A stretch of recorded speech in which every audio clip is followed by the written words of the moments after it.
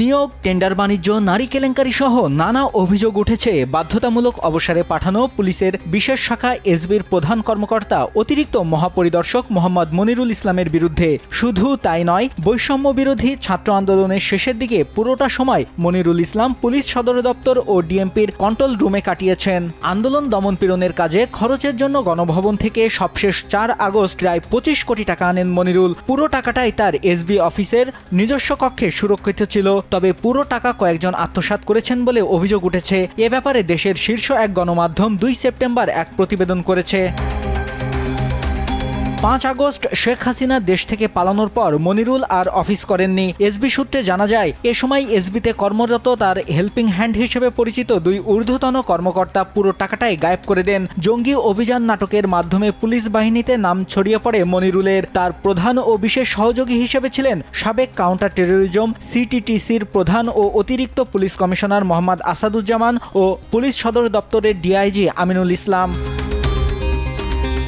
SB সূত্রে আরও জানা যায়, গত 4 আগস্ট গণভবন থেকে 25 কোটি টাকা ছাত্র আন্দোলন দমাতে প্রণোদনা হিসেবে এসবির ডিউটিরত সদস্যদের মধ্যে বিতরণ করতে এ টাকা আনেন জঙ্গি নাটকের অন্যতম মূল হোতা মনিরুল। এসবির এএস ও এসবি প্রধানের স্টাফ অফিসার পুরো বিষয়টি জানতেন। এসবির অতিরিক্ত ডিআইজিকে তারা বিষয়টি জানালে 3 জন মিলে সব অর্থ আত্মসাৎ করার সিদ্ধান্ত নেন। গুরুত্বপূর্ণ ডকুমেন্ট আছে অজুহাতে এই টাকা আত্মসাতের উদ্দেশ্যে 5 আগস্ট সরকার পতনের পর এসবি প্রধানের অফিস কক্ষ, তার বেইলি রোডের বাসা ও সিটি এসবির ডিআইজি অফিসে তারা 3 জন তালা লাগান। 6 আগস্ট এসবি কার্যালয়ে সকল সিসিটিভি ও ডিশ লাইন কেটে দেন। ওই দিন থেকে 12 আগস্ট পর্যন্ত এই সময়ের ভেতর এসবি প্রধান মনিরুলের দপ্তরে রাখা 25 কোটি টাকা 3 জন মিলে আত্মসাৎ করেছেন।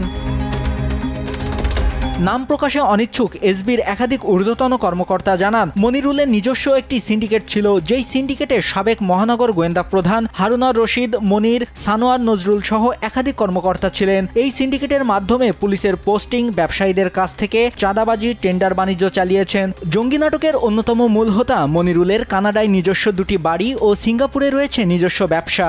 ঢাকা, কেরানীগঞ্জ, নারায়ণগঞ্জ, সিলেট, চট্টগ্রাম সহ দেশের বিভিন্ন স্থান থেকে প্রতিদিন বাজারের ব্যাগে করে টাকা আসতো মনিরুলের বাসায়। এসব টাকার ক্যারিয়ার হিসেবে কাজ করতেন এসবির বর্তমান এক ডিআইজি, এসএস ফাইন্যান্স ও আরেক কর্মকর্তা। তারা আরও জানিয়েছেন, মনিরুলের সম্পর্ক ছিল 2 নারীর সঙ্গে। তাদের মধ্যে একজন হচ্ছেন বর্তমান সময়ে জনপ্রিয় এক চলচ্চিত্র অভিনেত্রী। সম্প্রতি তিনি এক নির্মাতাকে ঘটা করে বিয়ে করেন। এই অভিনেত্রীকে মনিরুল বেইলি রোডে একটি বিলাসবহুল ফ্ল্যাট উপহার দিয়েছেন, যেখানে জঙ্গি নাটকের অন্যতম মূল হোতা মনিরুল নিয়মিত অবকাশ যাপন করতেন। আর একজন বর্তমান সময়ের খ্যাতিমান বিজ্ঞাপন নির্মাতা, টেলিভিশন ও চলচ্চিত্র পরিচালকের সাবেক স্ত্রী ও অভিনেত্রী। সরেজমিনে দেখা গেছে, রাজকীয়ভাবে কয়েক কোটি টাকা খরচ করে সাবেক এসবি প্রধান মনিরুলের নিজস্ব অফিস ও মিটিং রুম সাজিয়েছেন। মনিরুলের গ্রামের বাড়ি গোপালগঞ্জের মুকসুদপুর থানার বাহারা গ্রামে। জঙ্গি নাটকের অন্যতম মূল হোতা মনিরুলের বড় ছেলে ইংল্যান্ডে পড়াশোনা করছেন ও ছোট মেয়ে কানাডায়। তার স্ত্রী শায়লা ফারজানা জনপ্রশাসন মন্ত্রণালয়ের অতিরিক্ত সচিব, মাঠ প্রশাসন, অভ্যন্তরীণ ও নবনিয়োগ অধিশাখা পদে কর্মরত। News desk.